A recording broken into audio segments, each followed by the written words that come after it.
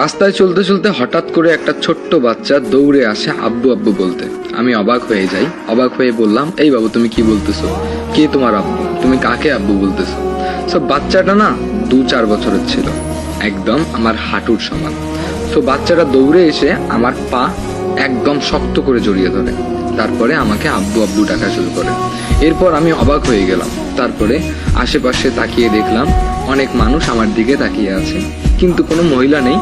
এটা কার বাচ্চা সেটা আমি নিজেও জানি না। আমি যতই বাচ্চাটাকে সরিয়ে দিচ্ছি, যতই সরিয়ে যেতে ধরতেছি, ততই বাচ্চাটা পিছন পিছন দৌড়ে এসে আমার পাই জড়িয়ে ধরতেছে, আমাকে আবারও আব্বু আব্বু ডাকা শুরু করতেছে। তো বেশ কিছুক্ষণ পরে না আশেপাশের মানুষেরা আমাকে বলা শুরু করলো, আপনার বাচ্চা না হলে আপনাকে কেন আব্বু ডাকবে? ফাইজলামও করতেছেন, বাচ্চা নিয়ে যান এখান থেকে। আমি সবাইকে বোঝানোর চেষ্টা করতেছি যে ভাই, আমার বয়স মাত্র 22 বছর, আমি কোনো বাচ্চার বাবা না। আমি এখানে এই এলাকায় প্রথমবার এসেছি ঘুরতে, তাও আবার একটা ফ্রেন্ডের সাথে। আর আমার ফ্রেন্ডটাও নেই, ওই পাশে একটা কাজ করতে গিয়েছে। আশেপাশে যত মানুষ ছিল সেই মানুষগুলোকে আমি কিচ্ছু বুঝাতে পারিনি যে এটা আমার বাচ্চা না। ওরা কেউ আমার কথা বিশ্বাস করছিল না।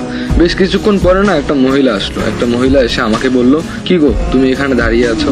আমি অবাক হয়ে গেলাম, বললাম আপনি কি বলতেছেন এগুলা? আমি আপনাকে চিনি না, আপনি এসে বলতেছেন কি গো, মানে আমি আপনার কি হই? তখন সে বলল, নাটক করিও না, তাড়াতাড়ি চলো। এরপর আমি আরো অবাক হয়ে গেলাম।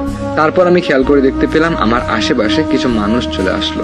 কিছু মানুষ আসার পর আমাকে বলল, এটা আপনার ওয়াইফ আর এই সন্তানটা হচ্ছে আপনার। তারপরে চলে আসলো আমার ফ্রেন্ড। আমার ফ্রেন্ডও ওখানে এসে না কোনো সাউন্ড করতে পারলো না, মানে এত মানুষের ভিড়ে আমাদের কথার কোনো মূল্যই নেই।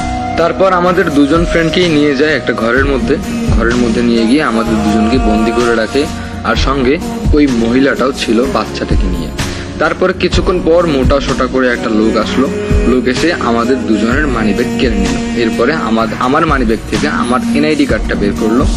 বের করে একটা কাগজ নিয়ে আসলো। নিয়ে আসার পর আমাকে বললো, এখানে সই করো। এরপরে আমি সই করতে চাইনি, আমাকে জোর করে ওখানে সই করানো হয়। আমার ফ্রেন্ডকেও সই করানো হয়। এরপরে সেই লোকটা বলল, তোমাদের বিয়ে হয়ে গিয়েছে, এখন যেখানে খুশি তোমরা যেতে পারো। এরপর আমি অবাক হয়ে গেলাম। আমার মাথার মধ্যে মনে হয় পুরো আকাশটাই ভেঙে পড়লো। এরপর আমি কি করব না করব কিচ্ছু বুঝতেছি না। ফ্রেন্ড আর আমি উঠে রুম থেকে বের হলাম। বেরিয়ে যাচ্ছিলাম তো দেখতেছি আমাদের পিছন পিছন সেই মহিলাটাও আসতেছে বাচ্চাটাকে নিয়ে। আমি কি করব না করব কিচ্ছু বুঝতেছি না। তারপর বাসের মধ্যে উঠলাম। বাসের মধ্যে উঠে কি আর করার, মানে আমার মুখ দিয়ে কোনো সাউন্ড বেরোচ্ছিল না। এটা কি হলো আমার জীবনে? আমার পুরো জীবনটাই ধ্বংস হয়ে গেল। তারপর সেই মহিলাটাকে আমি জিজ্ঞেস করলাম, আপনি কে? আপনার নাম কি? আপনি চাচ্ছেনটা কি? একবার বলবেন প্লিজ? এইভাবে আমাকে ফাঁসানোর মানেটা কি? তো দেখলাম সে কোনো কথা বলতেছে না। এরপরে আমি ফ্রেন্ডকে বললাম, এই মহিলাকে নিয়ে এখন যাবো কই? তো আমার ফ্রেন্ডও কোনো কথা বলতেছে না। আমার ফ্রেন্ডও পুরো অবাক, কারণ আমরা নতুন জায়গায় গিয়েছি একটা কাজে, সেই জায়গায় গিয়ে আমরা এইভাবে ফেসে গিয়েছি। তারপর আমার ফ্রেন্ড বললো যে এগুলো বাসায় জানার কোনো প্রয়োজন নেই, আমরা যেখানে থাকি ওখানে একটা তোকে রুম নিয়ে দিব। আসলে আমরা একটা ব্যাচেলার রুম নিয়ে থাকি, মানে যেগুলো ম্যাচ বলে, মানে হোটেলে থাকি আমরা। সো তারপরে একটা রুম ভাড়া নিয়ে দিল আমার ফ্রেন্ড। এরপরে আমরা সেই রুমে গিয়ে উঠলাম। তারপর সেই মহিলাটাকে আমি বললাম যে দেখুন, আমি আপনাকে চিনি না, জানি না, হঠাৎ করে আপনি আমার পিছু নিয়েছেন, সো আপনি আমার সঙ্গে কথা বলবেন না প্লিজ। আপনি বাউন্ডারির ওই দিকে থাকবেন, আমি এই দিকে, আর আপনি আপনার সময় মতো এখান থেকে চলে যাবেন, এটা আপনার জন্য ভালো, কারণ আমি আপনাকে কোনো দিনও মেনে নিতে পারবো না। তো সঙ্গে সঙ্গে দেখলাম মহিলাটা মানে বোরকাটা খুলে ফেললো। সো বোরকাটা খোলার পর দেখতে পেলাম উনি কোনো মহিলা না, উনি একজন মেয়ে। ওনার বয়স এরকম 18-19-এর মতো হবে। এরপর আমি বললাম যে আপনি আসলে কি, আমাকে বলুন তো। তখন সেই মেয়েটা বললো, আই এম সরি, আসলে আমি এটা আপনার সঙ্গে করা উচিত করিনি। এরপরে আমি বললাম যে আপনি কি চাচ্ছেন এটা আমাকে ক্লিয়ার করে বলেন। তারপর সেই মেয়েটা বলল, আসলে আমার পুরো ফ্যামিলির মানুষ অ্যাক্সিডেন্টে মারা যায়। আমি বড় হয়েছি আমার মামার কাছে। আমার এই বাচ্চাটা কিন্তু আমার না, এই বাচ্চাটা হলো আমার বড় বোনের। ও বললাম না, আমার ফ্যামিলি পুরো অ্যাক্সিডেন্টে মারা যায়। তারপরে এই বাচ্চাটিকে আমি বড় করেছি।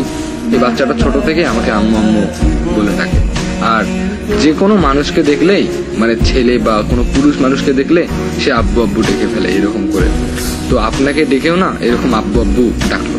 তখন আমি বললাম, আমাকে দেখে আব্বু আব্বু ডাকতেই পারে স্বাভাবিক, কিন্তু আপনি এইভাবে আমাদেরকে ফাঁসিয়ে মানে এভাবে বিয়ে করে নিলেন আমাকে, এটা এটা কিন্তু আপনি ঠিক করলেন না, আপনার জন্য আমার পুরো জীবন শেষ হয়ে গেল, আমার বাবা মাকে আমি কি বলবো, আমি কিচ্ছু বুঝতেছি না। তখন সেই মেয়েটা বলল যে দেখুন, আসলে আমি বাস্তবতার শিকার হয়ে এগুলো করতে বাধ্য হয়েছি। আসলে আমার মামা আমাকে ডিরেক্ট বলেছে যে সে নাকি আর আমাকে দেখে রাখতে পারবে না, আর একটা মানে প্ল্যান করেছিল, সেটা হচ্ছে যে কোনো ছেলে মানুষকে দেখলে যদি বাচ্চাটা আব্বু আব্বু বলে ডাকে, সঙ্গে সঙ্গে তুই এসে ধরে ফেলবি ওই লোকটাকে, আর আমরা ধরে ধরে বিয়ে দিয়ে দিব, তারপর তুই ওই লোকের সঙ্গে চলে যাবি, তোকে আর আমি পুষতে পারবো না, মানে রাখতে পারবো না আমার কাছে। এইভাবে মেয়েটার মামা মেয়েটাকে বলছিল। তারপর আমি পুরো স্টোরিটা শুনে অবাক হয়ে গেলাম। যতটা রাগ ছিল মেয়েটার উপর, ততটা রাগ নেই, আস্তে আস্তে রাগ কমতে লাগলো। এরপর আমি বললাম ঠিক আছে, যেহেতু বিয়ে হয়ে গেছে, আমার কোনো চাকরি বাকরি আপাতত নেই, আমি একটা ভালো চাকরি খুঁজে নিচ্ছি। তখন বললো যে ঠিক আছে। তারপরেও যতই হোক না কেন আমি তাকে মন থেকে মেনে নিতে পারিনি। এরপরে আমি একটা চাকরি বাকরি করা শুরু করলাম, বাসাতেও জানাইনি, বাসায় গেছি আসছি, কিন্তু বাসায় একটা সাউন্ডও করিনি, বা বাসার মানুষের মানে বাসার মানুষ কেউ জানে না। এইভাবে কেটে গেল প্রায় 1 বছর। 1 বছর পর আমি আমার বাসায় জানালাম। বাসায় জানানোর পর খুব ঝামেলা হয়, বাসায় মেনে নেয় না।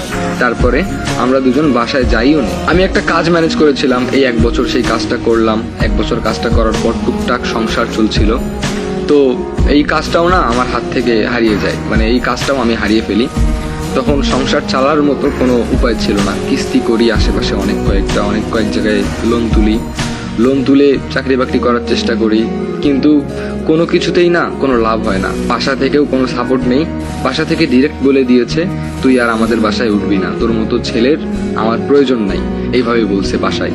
তো বাসায় যাওয়ারও অপশন নাই, কি করব না করব বুঝতেছি না। বাচ্চাটাও প্রায় হালকা হালকা বড় হয়েছে, বাচ্চাটাকেও স্কুলে ভর্তি করে দেওয়া লাগবে। যতই হোক আমার বাচ্চা না, কিন্তু তারপরেও তো বাচ্চাটার একটা ভবিষ্যৎ আছে, এটা দেখতে হবে, তাই না? সো যখন আমার চাকরি বাকরি কিচ্ছু নেই, আশেপাশে অনেক লোন হলো, লোন কিভাবে শোধ করবো এগুলোও বুঝতেছি না। আর আমার যে ফ্রেন্ডটা ছিল সেও নাই, সে তার মতো বাসায় চলে গেছে। এরপরে একদিন এক বড় ভাইয়ের সঙ্গে দেখা হলো। সেই বড় ভাইকে সমস্ত ঘটনা খুলে বলার পর বড় ভাই আমাকে একটা চাকরির ব্যবস্থা করে দিল। এরপর আমি অনেক খুশি হলাম, অনেক খুশি হয়ে বাসায় আসলাম। বাসায় আসার পর দেখতে পেলাম বাচ্চাটাই শুধু বাসার মধ্যে আছে, কিন্তু সেই মেয়েটা নেই, মানে আমার যার সঙ্গে বিয়ে হয়েছে সেই মেয়েটা বাসায় নেই। তো আমি অনেকক্ষণ চুপচাপ রইলাম, বাচ্চাটার সঙ্গে খেলতেছি, বাচ্চাটাকে আনন্দ দিচ্ছি। সো কোনো মতেই না তার দেখা পাচ্ছিলাম না। প্রায় 2-3 ঘন্টা পার হয়ে গেল, 1 দিন পার হয়ে গেল, 2 দিন পার হয়ে গেল, 3-4 দিন পার হয়ে গেল, মানে সেই মেয়েটার আমি দেখা পাইনি। এরপরে আমি কি করব না করব কিচ্ছু বুঝতেছি না। বাসায় গেলাম বাচ্চাটাকে নিয়ে। বাসায় গিয়ে বাবা মাকে সব কিছু খুলে বললাম। যতই হোক বাবা মা তো মেনে নিয়েছে আমাকে আর সেই বাচ্চাটাকে, কিন্তু এই মেয়েটাকে আমি আর খুঁজেই পাইনি। এরকম করে প্রায় আরও 2-3 মাস কেটে যায়। বাচ্চাটাকেও আমার বাবা মা মানিয়ে নিয়েছে বাসায়।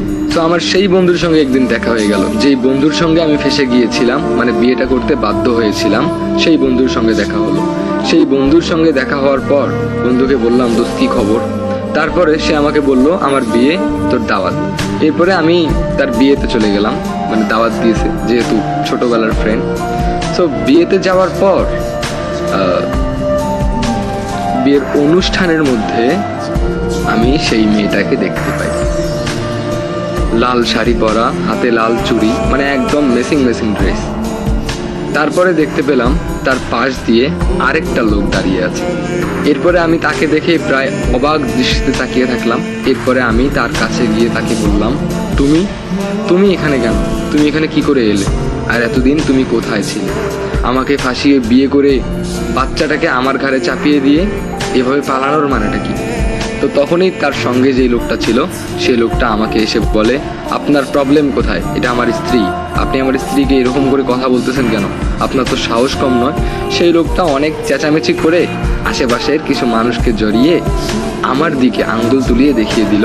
এরপরে কিছু মানুষ ধাক্কাধাক্কি করলো আমাকে, আমি অনেকটা আঘাত পেলাম। তারপর দৌড়ে আসলো আমার বন্ধু দৌড়ে আসার পর আমার বন্ধুও অবাক হয়ে গেল সেই মেয়েটাকে দেখে। তারপর আমার বন্ধু সব কিছু খুলে বলল সবাইকে। এরপর যে লোকটা আমাকে ধাক্কা দিয়েছিল সেই লোকটা নাকি এই মেয়েটার হাজবেন্ড, মানে আমার স্ত্রীর হাজবেন্ড।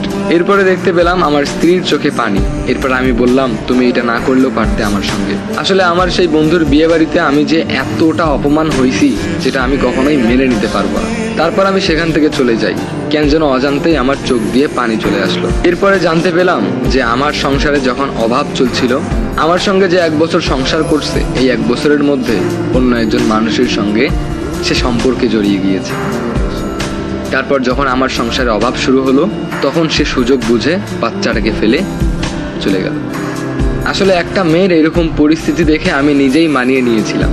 এরকম পরিস্থিতিতে যেই মানুষটা পাশে থাকে, সেই মানুষটাকে ছেড়ে কিভাবে চলে যেতে পারে একটা মানুষ, কতটা স্বার্থপর হলে এইরকম কাজটা করে।